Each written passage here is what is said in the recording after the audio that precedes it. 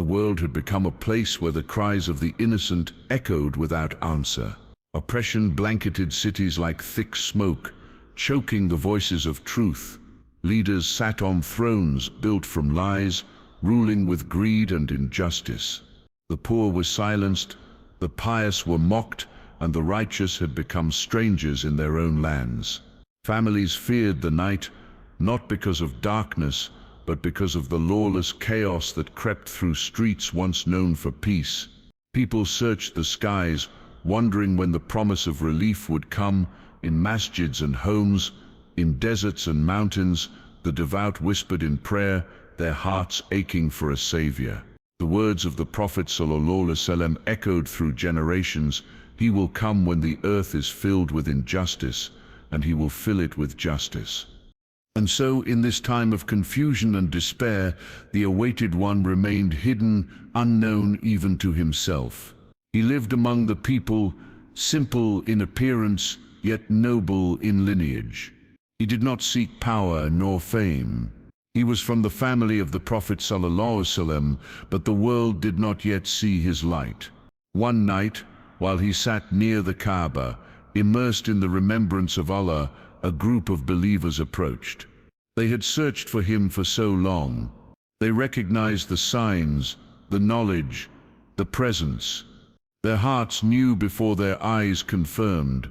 In hushed reverence, they begged him to accept their pledge of allegiance. He refused, overwhelmed by the weight of such responsibility. But then, the heavens themselves declared the truth. A voice rang out, a voice not of this world, saying, "This is the Mahdi, the Caliph of Allah." The earth trembled with purpose. The Kaaba stood witness to this divine moment. The believers gathered around him crying tears not of sorrow but of hope long buried. The pledge was made under the night sky between the Rukn and the Maqam, as angels surrounded them unseen. From that moment nothing would be the same. The oppressed had found their leader. The enemies of truth began to tremble. The hearts of the believers, once broken by the weight of injustice, now beat with courage and unity. The emergence of Imam Mahdi was not a spectacle of politics or power. It was the rising of divine mercy in the darkest of times. The world, in its worst state, had prepared the stage for its most awaited reformer. And he did not rise through armies or speeches, but through sincerity, truth, and a promise written long before time began. The beginning of the end had arrived, and with it, the light that would pierce through the centuries of darkness. For far in the east, where mountains kissed the sky and deserts whispered ancient secrets, a movement began. It was quiet at first, barely noticeable to the arrogant rulers who thought their thrones eternal. But among the oppressed and the faithful, hope started to stir. The scholars and seekers spoke of it in hushed voices. The black flags would rise from Khorasan. These were not ordinary soldiers. They were not chasing wealth or land. They were believers driven by a sacred purpose, their hearts aflame with the promise of justice. These men knew the Hadith, the prophecy foretold by the Prophet Muhammad ﷺ, that an army bearing black flags would march from the east and clear the path for Imam Mahdi. As chaos engulfed the world and tyrants tightened their grip, this army moved with purpose and precision. Their banners fluttered in the wind, black as the night but bright with meaning. Each step they took was a blow to falsehood. They came not with arrogance, but with faith. Their leader was unknown to the world, but known to Allah. They had been prepared through hardship, molded by patience, and forged in the fire of trials. Their eyes were firm, their hearts unshaken, and their cause divine.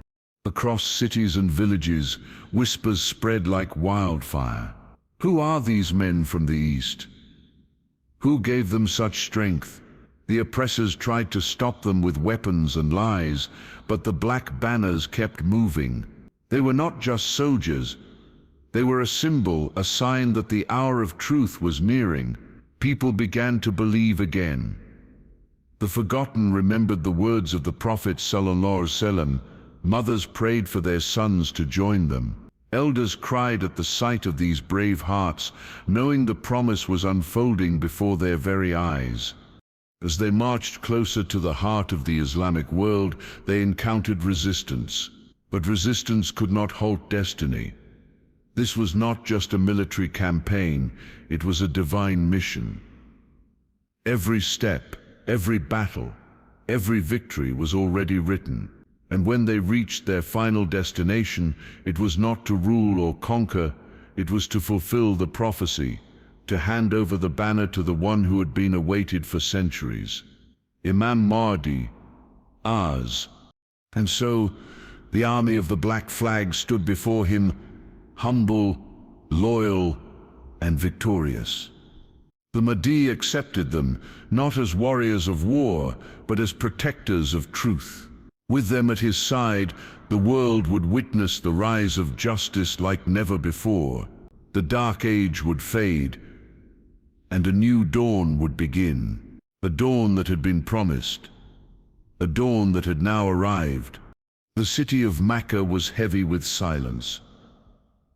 The streets, once filled with the voices of pilgrims and prayers, now echoed with tension and fear. The world outside was in chaos, wars raged, leaders betrayed their people, and injustice ruled with an iron fist. The believers had been waiting, hoping, whispering the same prayer for years. Ya Allah, send us the one you promised, the one who will restore truth. In the quiet of the Haram, under the shadow of the Kaaba, something extraordinary was about to unfold, something that would change the destiny of mankind. He had not come to claim power. He had not declared himself to be a leader, but the signs, the lineage, the knowledge, the humility, they all pointed to one truth. He was the Mahdi. And while he sat in solitude, hearts all around him recognized the reality. The chosen believers, guided by knowledge and sincerity, approached him with fear and reverence. They saw in him the hope of the Ummah. They pleaded, begged him to accept their pledge, to rise, to lead. He resisted, knowing the weight of what was to come. But the moment had arrived, and with it, a sound so powerful that it shook the very souls of those present. A voice from the unseen pierced the sky, majestic, undeniable. This is the Mahdi, the Caliph of Allah, it declared. The heavens had spoken, confirming what the hearts already knew. Panic turned into tears, doubt melted into certainty. In that sacred space between the Recon and Magam, where prophets once stood and prayed, Imam Mahdi has accepted the pledge of the believers. Their hands joined his, not out of ambition or politics, but out of faith, out of a desperate longing for truth to rise again. The news spread like wildfire. In a world where trust had been broken and faith tested, this was the sign they had waited generations to see. And though many still denied him, the sincere ones gathered. From distant lands they came, scholars, warriors, seekers, and the oppressed, all ready to follow the one chosen by Allah. His emergence was not marked by banners or battles, but by hearts awakened and a world turning toward its long-lost direction. It was the beginning of the end, but not the end of despair. It was the beginning of justice. The pledge at the Kaaba was not just a moment, it was a spark. It lit a fire in the hearts of the believers, a fire that would burn through the darkness, through lies, through oppression. Imam Mahdi had not chosen this path, it had chosen him. And now, with Allah's command and the world watching, he would rise, not for himself, but for the truth, for the oppressed, and for the final stand between light and darkness. The sky over Damascus shimmered with an otherworldly light.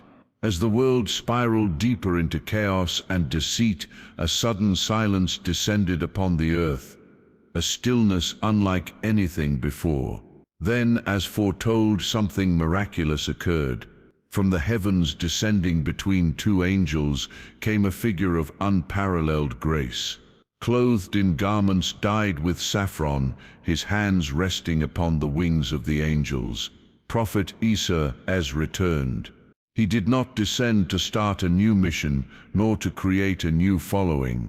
He came back to fulfill a divine promise, to stand beside Imam Mahdi and uphold the truth in its purest form. People gathered in awe. Some trembled in fear, others cried in joy. Those who had denied his return now witnessed it with their own eyes. He descended near the white minaret of the eastern part of Damascus, just as the Prophet Muhammad ﷺ had described more than 1,000 years ago. The time had come for divine justice to descend with him. As Isa joined the believers, Imam Mahdi, Isa prepared to lead the prayer. In a moment of profound humility and honor, Mahdi stepped back, inviting Isa to lead. But Isa, the noble messenger of Allah, gently placed his hand on Mahdi's shoulder and said, "You are the leader of this ummah." And with that he prayed behind Imam Mahdi, confirming the Mahdi's leadership not just for the people, but for all of creation. This was no ordinary prayer. It was the prayer of unity, a moment when two great lights of guidance stood together, one returning from the heavens, the other raised from among mankind. The devout wept. Their faith, tested for generations, was now being rewarded. The Ummah had waited centuries for this moment, and it had finally arrived. Together, they would face the greatest enemy humanity had ever known. The Dajjal, the false Messiah, who had misled millions. Isa, with his divine command, would slay the Dajjal at the gate of Lud, putting an end to his reign of deception.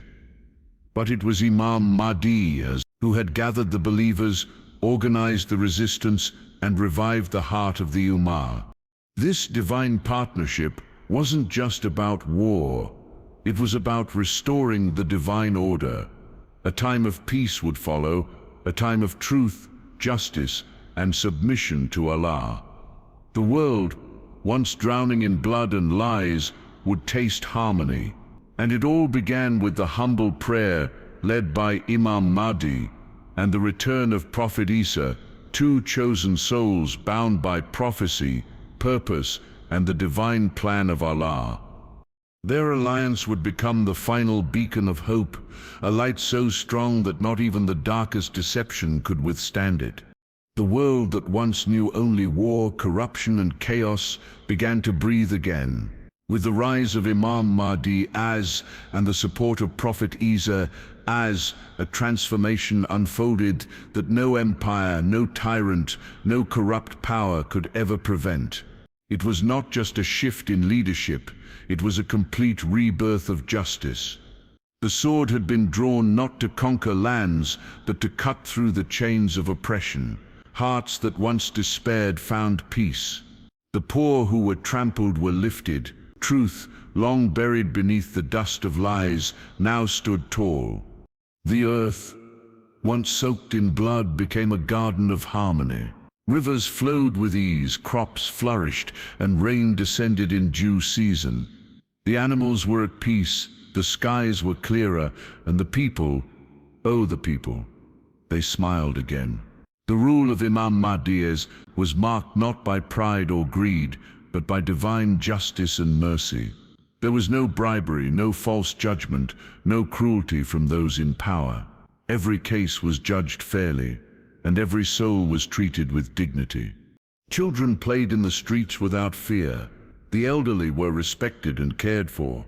The orphans found homes, and the hungry were fed before they even had to ask. The masjids overflowed not just with bodies, but with sincere hearts. Fajr was no longer silent. It echoed with unity and peace. The Quran was no longer just recited, it was lived. The Sunnah of the Prophet ﷺ became the way of life. Love spread across communities, and nationalism and racism faded like distant memories. Under Imam Mahdi's leadership, knowledge returned to the center of civilization. Scholars taught openly, wisdom guided decisions, and ignorance was cast out. Islam was not enforced with the sword, but embraced with love. People entered the faith in crowds, not because they were forced, but because they saw its beauty shining clearly for the first time in centuries. Even the non-Muslims respected the rule of Mahdi. They saw fairness, not favoritism. They saw care, not cruelty. Justice didn't favor one group over another. It served the truth. And the truth, under Mahdi, ruled like a calming wind after a devastating storm. For 7, possibly even 9 blessed years, the world experienced a golden era, unlike anything since the time of the Prophet ﷺ. People often ask themselves, is this a dream? Could such a time truly come after all that humanity had suffered? But it was real. And it reminded the world that no matter how dark the night becomes, the dawn of Allah's promise will always arrive. And in that dawn, through the leadership of Imam Mahdi, justice didn't just return, it reigned.